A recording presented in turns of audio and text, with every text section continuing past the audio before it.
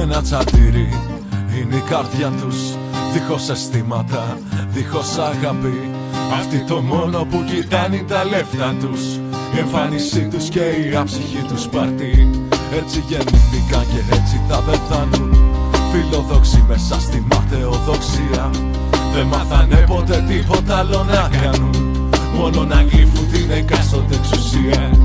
Μήπως κι αυτοί κάποτε γίνουνε τα ίδια και σταματήσουνε να είναι υπηρέτες, να πάψουνε κάτω να σέρνονται σαν φίδια και να ανέβουν σε κοινοβουλίου καρέκλες. Όμως ο κόσμος έχει μάθει να γνωρίζει τον άνθρωπο να ξεχωρίζει από το τέρας. Γι' αυτό στο τέλος η αλήθεια θα νικήσει και η απεργία που ξεκίνησε ο πατέρας.